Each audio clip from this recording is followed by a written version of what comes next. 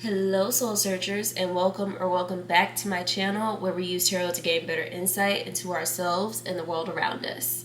So recently I was watching a video by Simply Simone, I believe is her name, and she basically does a lot of commentary surrounding finances, credit worthiness, basically the financial rabbit holes and traps that people find themselves in. And it hit home for a couple of reasons. I am someone who is battling debt myself. Granted, it's not the largest amount, but it's certainly not the smallest. So, yeah, it hit home for that reason. But it also reminded me of a personal reading that I did for myself a while back. And I just felt like this message would actually be helpful to share with you guys. So, yeah. Let's just, if you're spiritual, but you also have financial troubles, or maybe you just need a reminder about how to go about your finances, this video is for you. Let's get into it. So I just saw 1, 2, 3 on the camera. Number one. For the longest time, when I would go to Spirit, the tarot cards, my spiritual team, whenever I went to them through tarot about my finances, 9 times out of 10, the devil card would come out, which is why I have it already face up. This card never really had the effect on me that I think my spiritual team wanted it to have on me because the devil is ruled by Capricorn. I'm a Capricorn sun. So telling me that money is the root of all evil, money is the devil, like this just doesn't really work on me. If anything, I just felt like it kind of excused my behavior in some sort of strange way. It was just like, well, I'm a Capricorn, of course that would come out. I'm just basically exhibiting the expected behavior of overspending, overconsumption, living above my means, etc., etc. I know it makes no actual sense. It makes no sense to say it out loud and still be okay with it, but that's just how I took it. I took it as confirmation. It's not like, I mean, obviously I'm not personally Christian, so seeing the devil doesn't really give me the scary feelings I think that my spiritual team may have thought it was going to give me. Or maybe they were just allowing me to like sit in that energy. I don't know. There was a reading I did a month or two ago. This was a few months ago actually. And I got these other 2 cards. And it just really made things land for me in a more impactful way to basically kind of reel me back in and make me start taking my finances more seriously. And those 2 cards, because I know you're ready, I just saw 3, 2, 1 as well, are the Ace of Pentacles and the 7 of Pentacles. Why would this have such an impact? So the way it came through, I'm just gonna move this guy really quick. The way it came through was almost like a loop. And I'm wondering if I want to start doing spreads like that, but that's also a topic for another day. It came through as like a loop, kind of like the magician's infinity sign. It was like looping between these 2. And it was like you could start from either point, but knowing where you're starting will also let you know where you're ending up. So the message was basically I could get new things. I could buy more stuff. I could always get something new. That's kind of Ace of Pentacles territory. It talks about new, and then Pentacles is something from like the tangible realm.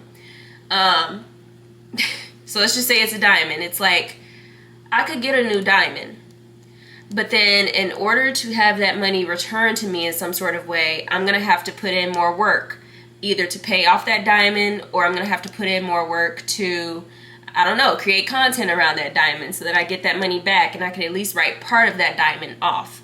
Or. But like either way, there's some sort of work that's going to be required. That is the realm of the 7 of Pentacles. 7 of Pentacles talks about having done the work and still waiting to see the reward. So this is almost like the word delayed gratification just came through.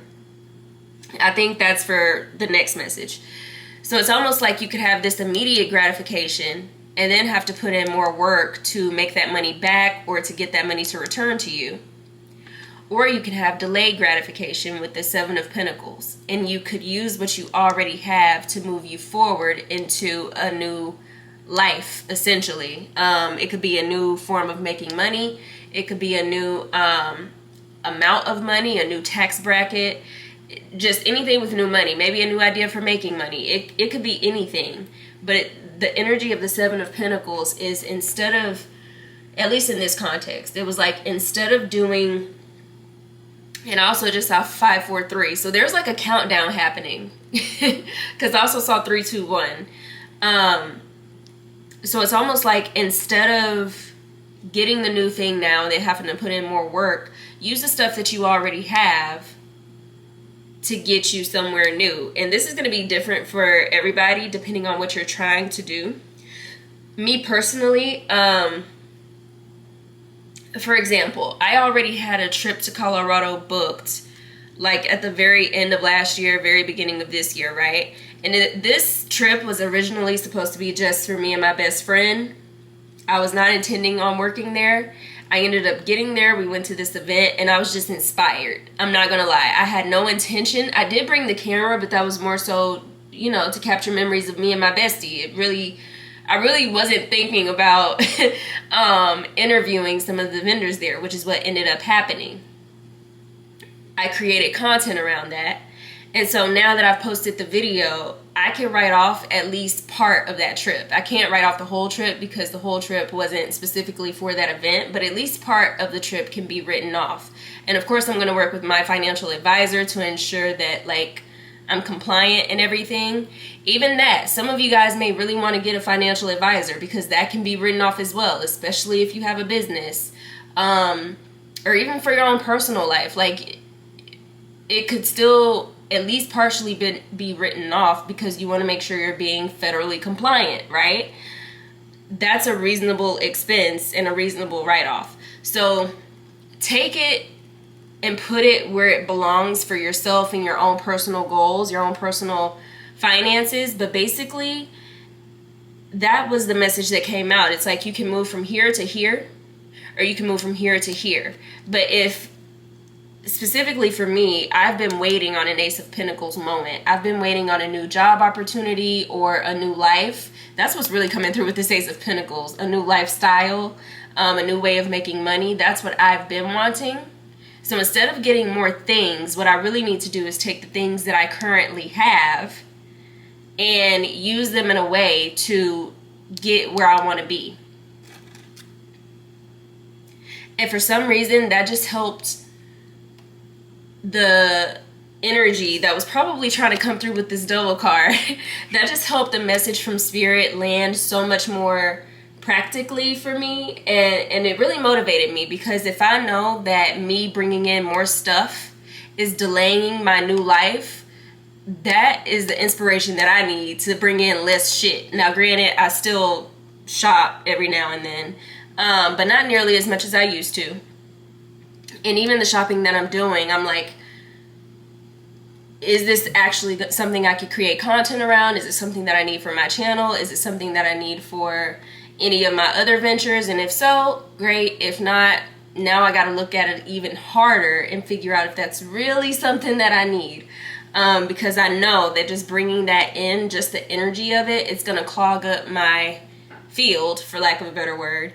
And it's just going to further delay this new life that I really want for myself.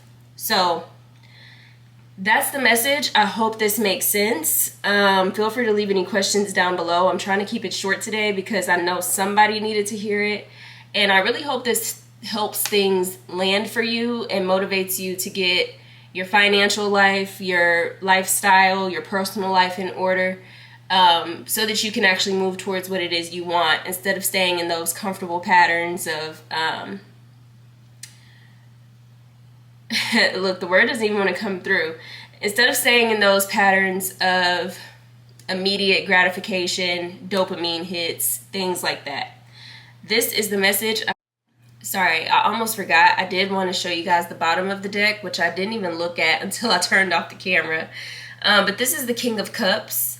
And the King of Cups is basically the king of the emotional realm. So kind of what I was saying towards the end of the video about that Ace of Pentacles energy, there's definitely something about looking into your subconscious or your emotional space, maybe those dopamine hits, because truly the finance game is also a very psychological game. I'm learning, like, a lot of the money habits that people have to do with trying to keep up with the Joneses, or just, you know, they don't like feeling like they can't have something. And I don't know why I'm saying they, because me neither. We don't like feeling like we can't have something. We don't like those feelings of unworthiness, or feeling less than, or this or that. So a lot of the financial world, especially today, is very tied to our emotional world, our subconscious world, maybe just the dream life that we see for ourselves.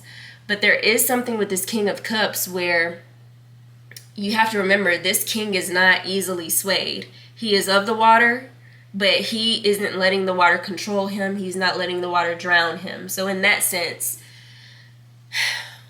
be of the water, like, pay attention to your dreams, but also recognize that you don't have to have everything right now.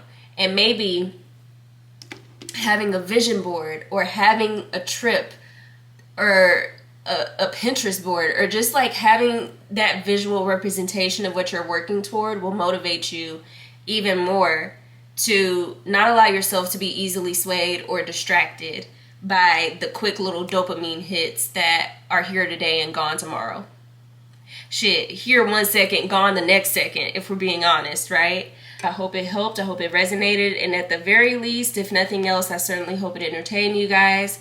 I look forward to seeing y'all in my next video. But until then, I will see you later, Soul Searchers.